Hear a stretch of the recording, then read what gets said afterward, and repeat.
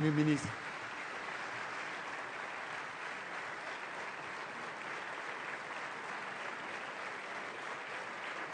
Merci. La parole est maintenant pour 2 minutes à Monsieur Henri Guénaud.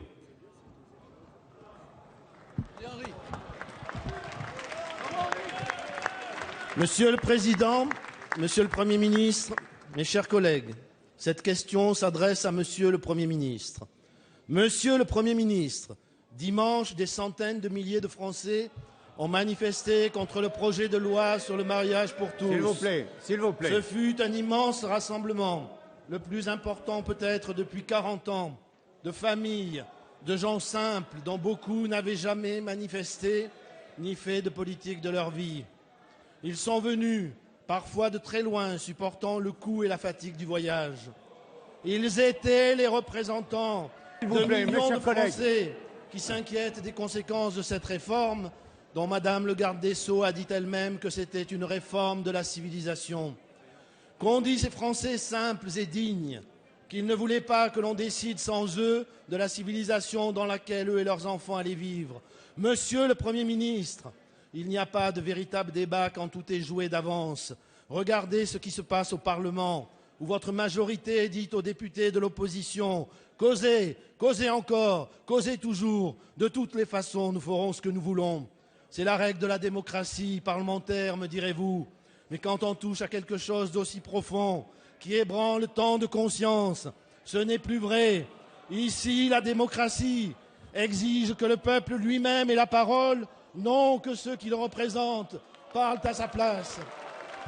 C'est l'esprit de notre République. Le président de la République peut prendre la décision de soumettre cette réforme au référendum. La lettre de l'article 11 de notre Constitution lui en donne le droit, il en est le seul juge et sa décision n'est susceptible d'aucun recours. Alors, Monsieur le Premier ministre, ne prenez pas la lourde et grave responsabilité de violer des millions de consciences. Ne méprisez pas les Français qui vous réclament qu'un peu de respect, un peu de démocratie, un peu de République. Quand on donne la parole au peuple, on ne recule pas, on se grandit. Soyez un Premier ministre de la 5e et non de la 4e. Soyez responsable, soyez démocrate, soyez républicain. Monsieur le Premier ministre. La parole est à Madame Christiane Taubira, garde des Sceaux, ministre de la Justice. Allez. Monsieur le Président. Allez. Allez, s'il vous plaît. Allez.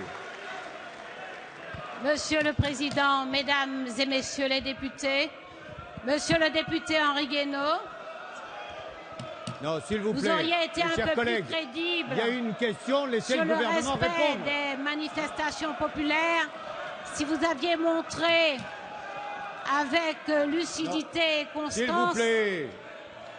le respect, au moins le respect que ce gouvernement exprime vis-à-vis des inquiétudes des Français.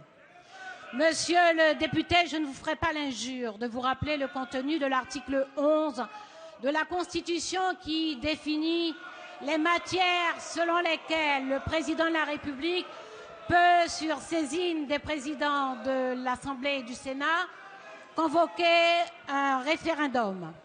Je ne vous ferai pas des leçons d'institution et de constitution, monsieur le député.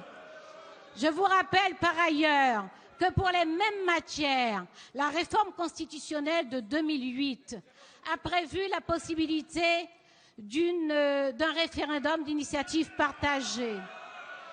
De 2008 à 2012, votre majorité n'a pas trouvé le temps de soumettre aux deux chambres la loi organique qui aurait permis de définir les modalités d'application de ce référendum d'initiative partagée.